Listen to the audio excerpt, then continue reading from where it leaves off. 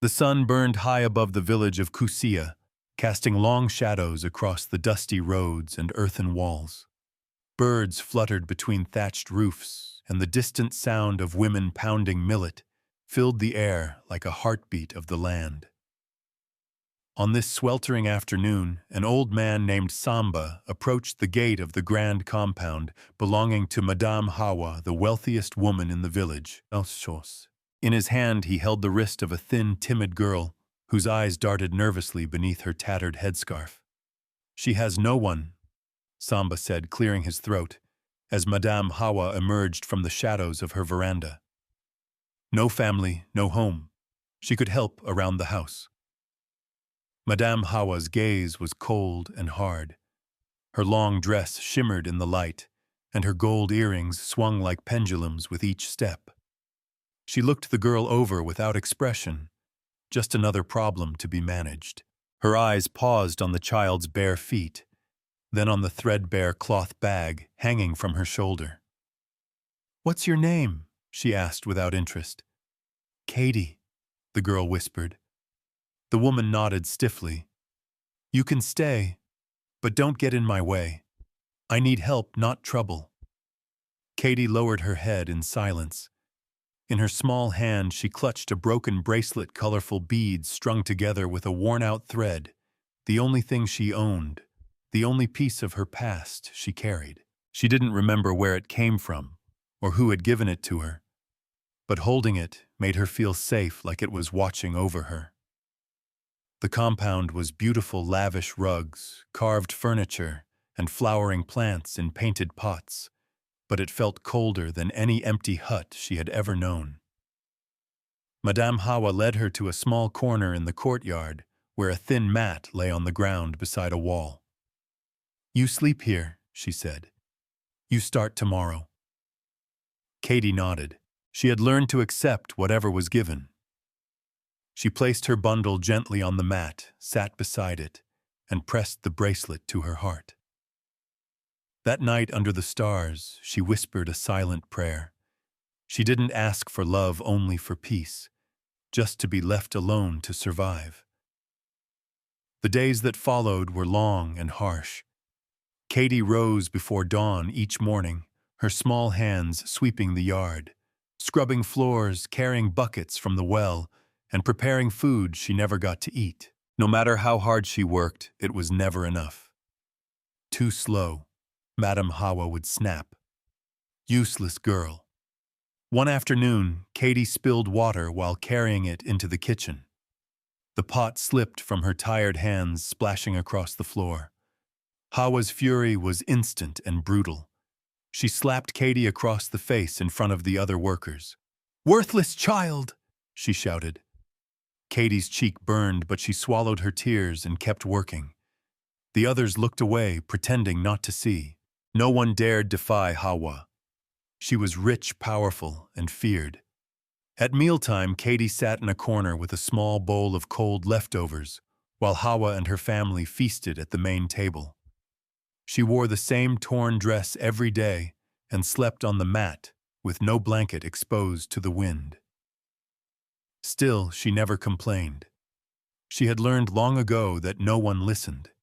Each night after the chores were done, she would sit alone beneath the sky and stroke the bracelet wrapped around her wrist. It was faded, one bead missing, but it was hers.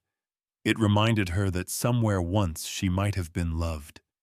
The villagers whispered when they saw her working. Some pitied her, others shook their heads, but no one spoke up.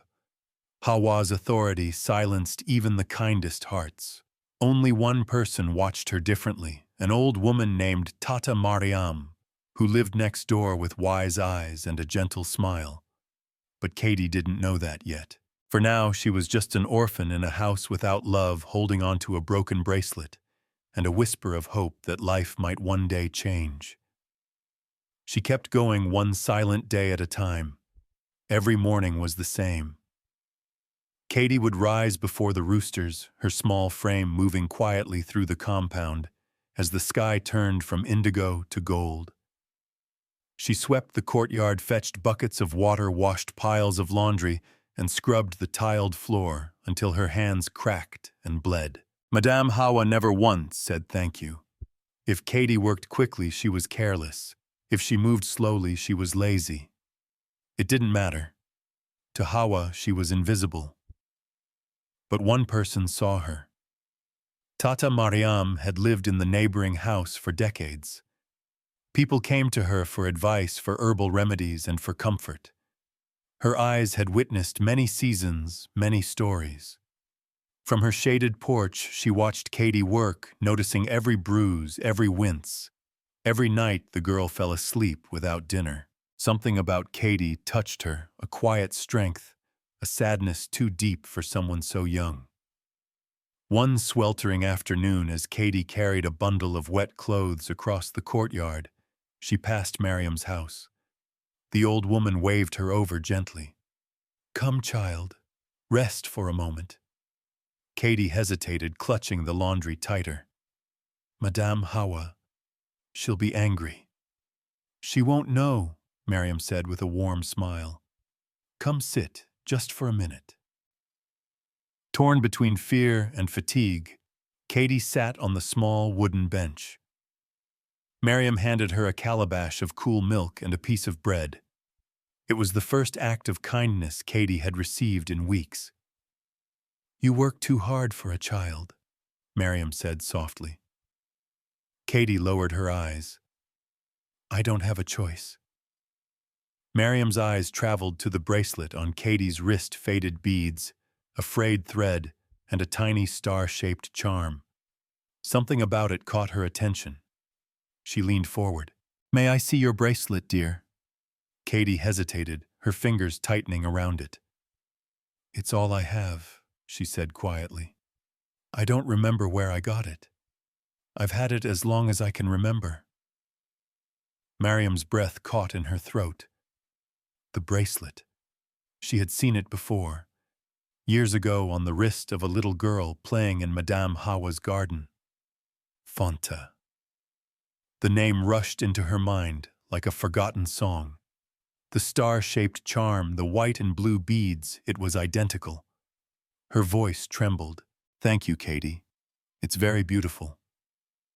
That night, Mariam couldn't sleep. She sat by her window, the moon casting silver light over the courtyard. Could it be true? Could this girl, this orphan, be Fanta, the child lost in the Great Flood 10 years ago? Everyone had believed Fanta drowned. Her body was never found, but the river had taken many that year. It had been too painful to hope. Mariam remembered the day it happened. Hawa had been away in the city with her daughter, when the rains came suddenly turning the streets into rivers. After that, Hawa returned alone, silent, changed. But what if Fanta hadn't died? What if she had been found confused and memoryless, and taken in by strangers? The bracelet was a thread connecting past and present. Not proof, not yet, but a whisper of truth. Mariam knew she had to be sure. She thought of the only person who might help her, Dr. Diallo, a retired physician in the city, who had once treated Hawa's family. He would remember Fanta. He could help confirm the impossible. In the days that followed, Mariam remained kind to Katie, offering small moments of rest, bowls of fruit, gentle conversation. She never asked again about the bracelet, but she watched closely. Her heart burned with questions. One morning, she sent a letter to Dr. Diallo. In it, she wrote of her suspicion, her memories, and the bracelet. A week later, she received his reply. "If you can collect a hair sample, I can arrange an anonymous DNA test." Mariam's hands trembled as she read the words. It was risky. She needed strands from both Katie and Hawa without either of them knowing. She waited for the right moment. That evening, she asked Katie to help comb her own hair, pretending her arms were aching from age. As Katie combed gently, Mariam kept the strands she collected. Later that week, she visited Hawa for tea and noticed her comb lying on the vanity. When Hawa stepped away, Mariam slipped it into her bag. She wrapped both samples carefully and sent them to Dr. Diallo with a note. "Please treat this as urgent. and discreet. Then she waited. The days crawled by. Katie continued her work, unaware of the storm brewing quietly around her.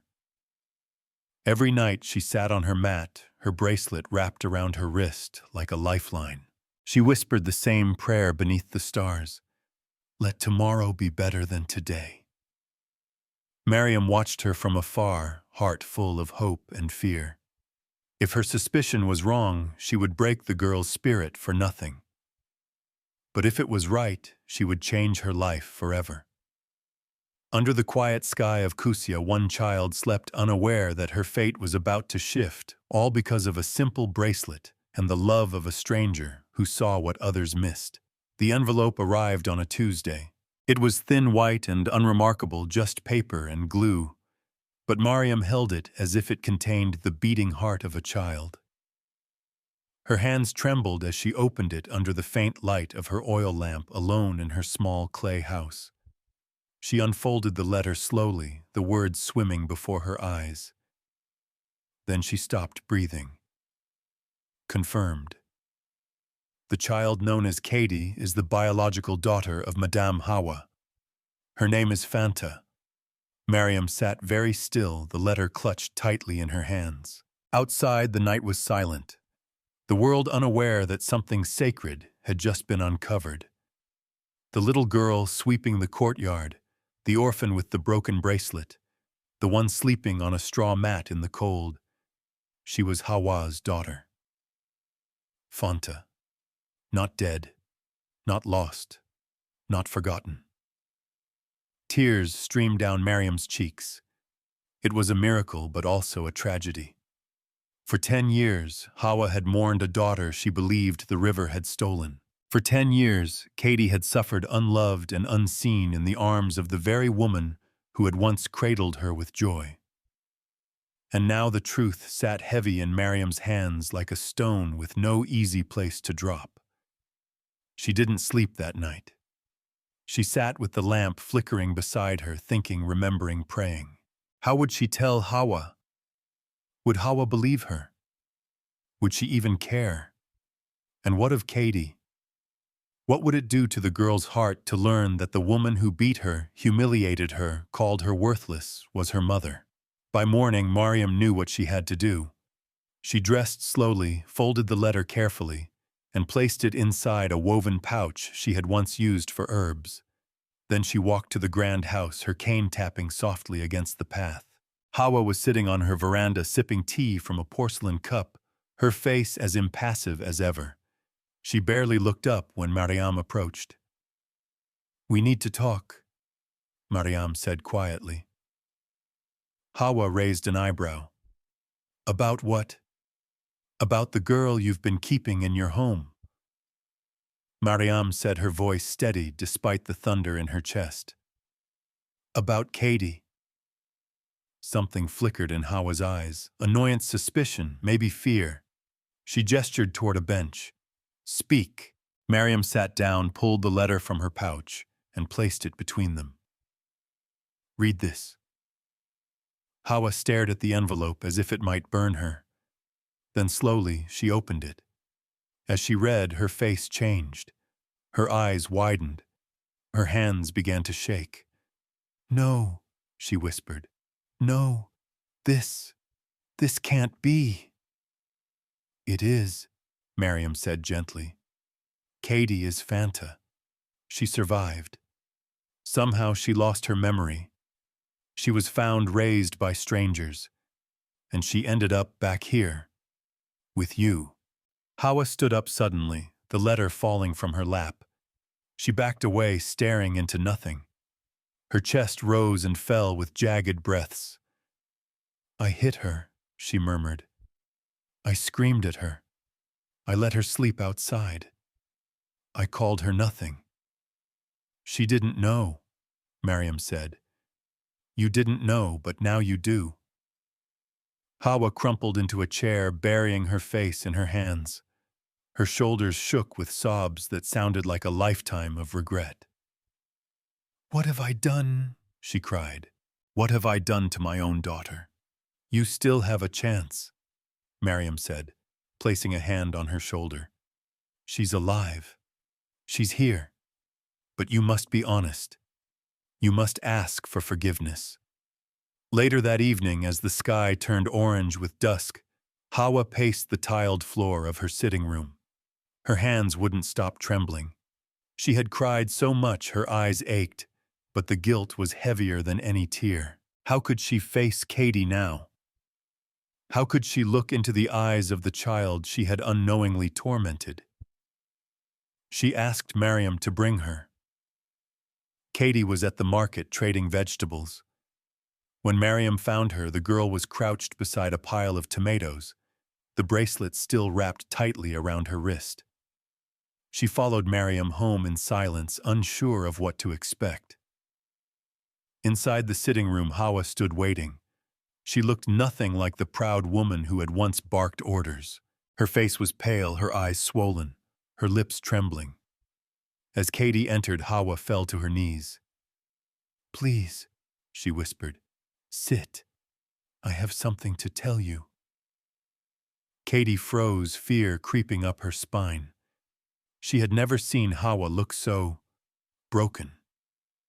"This," Hawa said, holding up the letter with both hands, "is a DNA test. It says you are my daughter, Fanta, the child I thought I lost." Katie blinked. Her body went cold. "What? You are Fanta," Hawa said again, her voice cracking. "You are my baby. I didn't know. I swear I didn't know. I would never have—" Her words dissolved into sobs. Katie stared at her, the air thick around them. Her hand touched the bracelet automatically. That same bracelet Hawa had once given her as a child. A gift from a mother to a daughter. And now, it was a key that unlocked her entire identity. "I don't remember," Katie said, her voice small. "I don't remember being your daughter." "You don't have to," Hawa said. "I remember enough for both of us. I remember your laugh, your smell, the way you used to dance. I thought you were dead." "You called me useless," Katie said, voice rising. "You beat me. You made me sleep outside." "I was wrong," Hawa sobbed. "I was blind. Please forgive me." Katie didn't move. Her heart was chaos, rage, confusion, grief, and something else, something fragile and unnameable. She looked at Mariam, who nodded gently. "You don't have to decide now, my dear. Just breathe." Katie turned and walked out, leaving the house in silence. Behind her, Hawa collapsed to the floor, weeping. Outside, beneath the fading light, Katie stood alone. Her fingers traced the familiar beads of her bracelet. She was Fanta. But who was she now? Not a servant, not an orphan, not any more, but a girl with a shattered past and a future still unwritten. The days that followed were heavy and quiet. The truth, now out in the open, clung to every corner of Kusia like thick dust after a storm. Katie barely spoke. She wandered through the village with her thoughts tied in knots, her mind circling around a single truth: she was Fanta.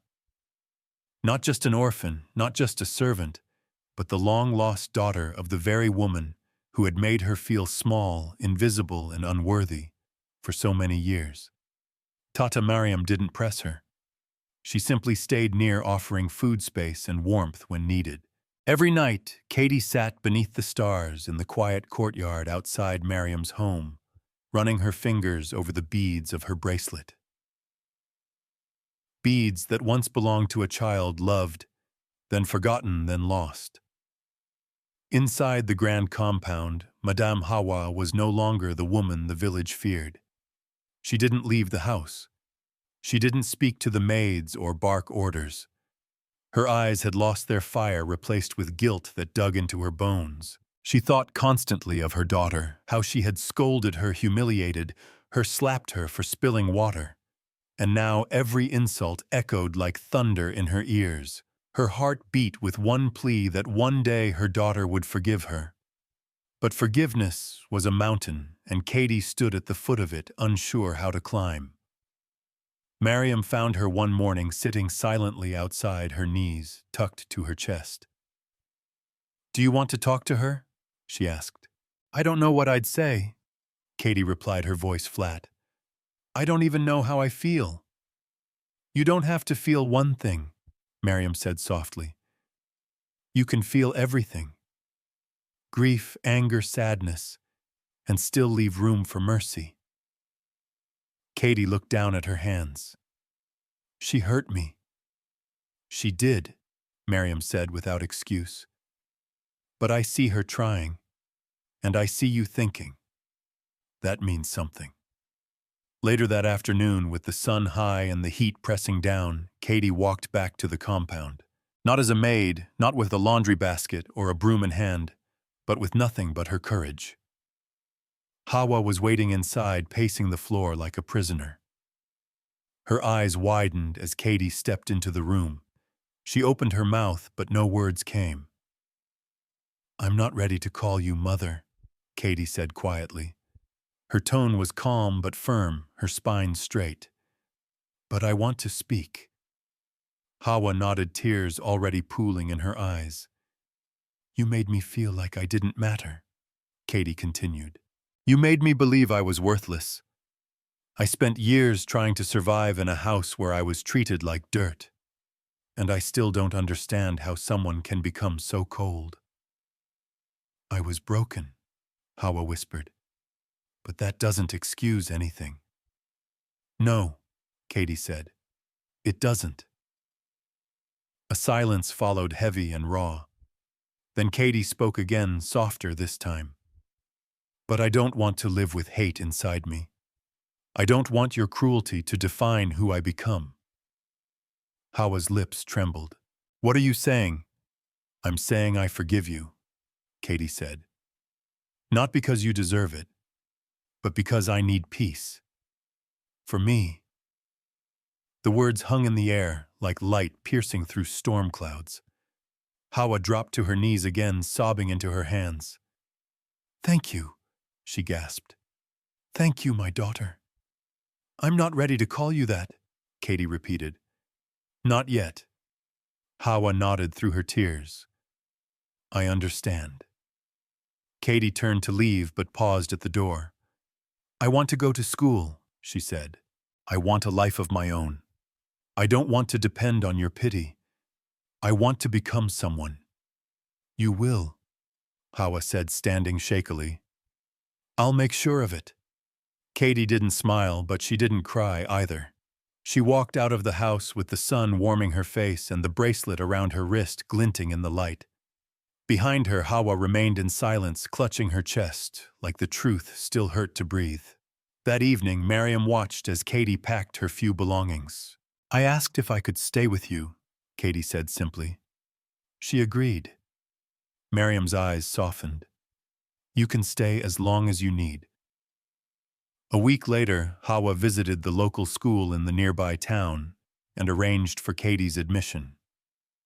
She paid for her uniform, books, and transportation.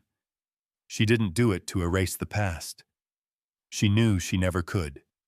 She did it because it was the one right thing she could finally do. Katie stepped into the classroom on her first day, her heart thudding with fear and excitement.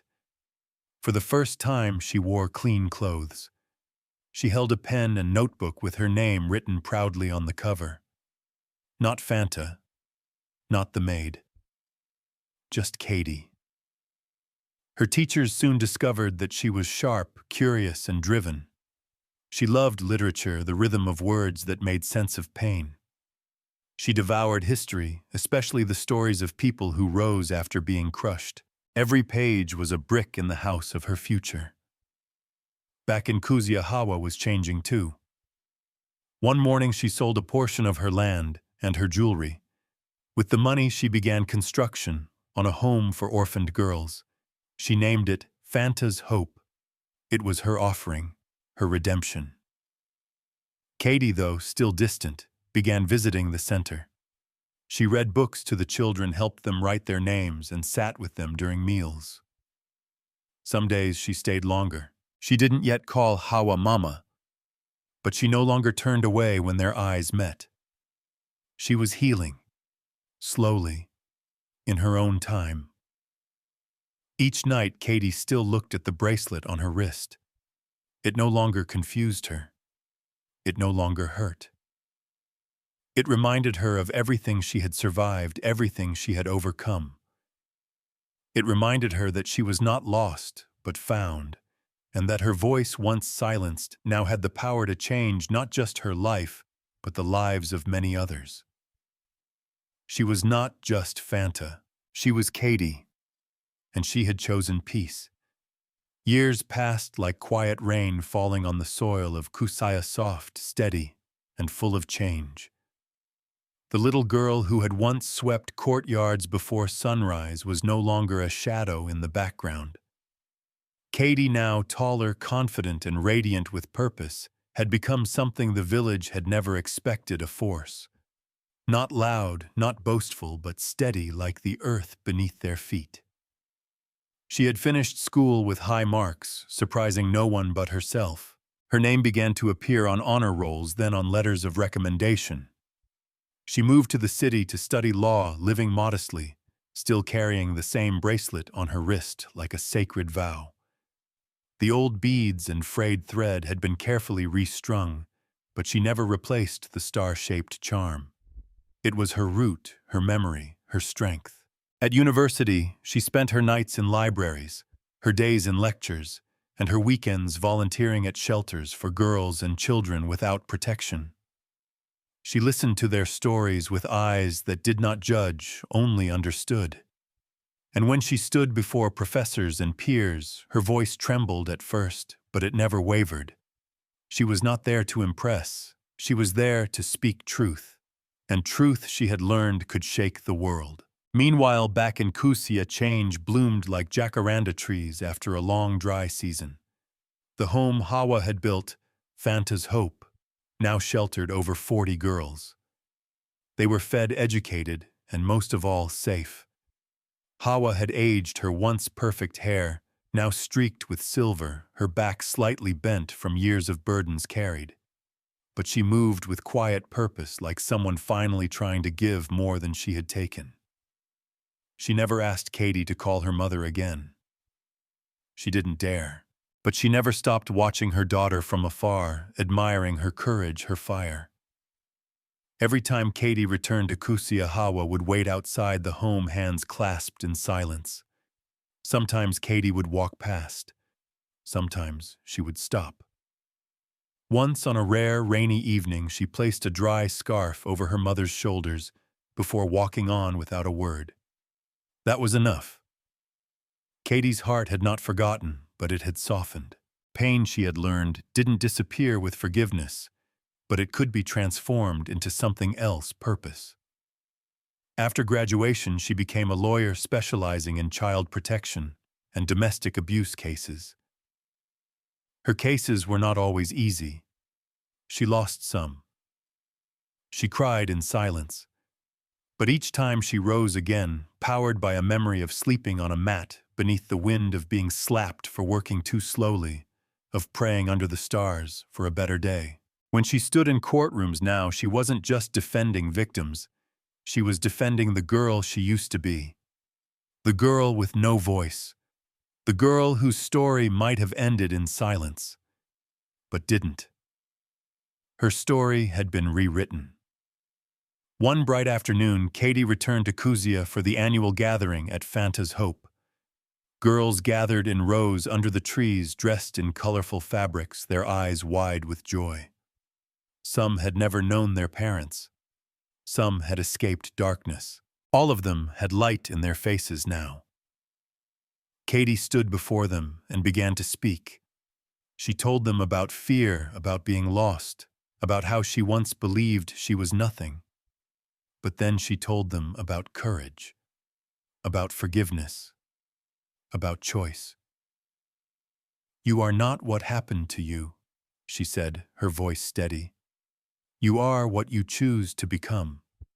And no one, not pain, not loss, not even your past, can take that from you. The crowd erupted in applause. Even some elders wiped their eyes. In the back, Hawa stood quietly, her hands clasped together. She didn't move. But when Katie looked at her, she gave a small nod, a silent acknowledgement that the past was still there, but it no longer controlled them. Later that evening, Katie visited Mariam, who was older now, slower, but still sharp as ever. "You have grown into a storm child," Mariam whispered, touching her hand. "But a storm that waters the earth." Katie smiled, tears stinging her eyes. "You saved me." "No," Mariam said. "You saved yourself. I just reminded you of your worth." That night, Katie sat alone in the courtyard beneath the same stars she used to whisper to in the silence. She looked at her bracelet. The beads caught the moonlight. The star charm twinkled gently, no longer as a symbol of sorrow, but of survival. She was no longer just Katie. She was a warrior in stillness, a voice for the unheard, a daughter, a student, a woman who had turned pain into power. And somewhere deep in her heart, she finally whispered the word she had long been afraid to say. "Mother." It wasn't shouted. It wasn't dramatic. It was quiet, a breath between prayers. And though no one heard it, it echoed in her soul like the drumbeat of peace. She had found herself, and now she belonged to herself.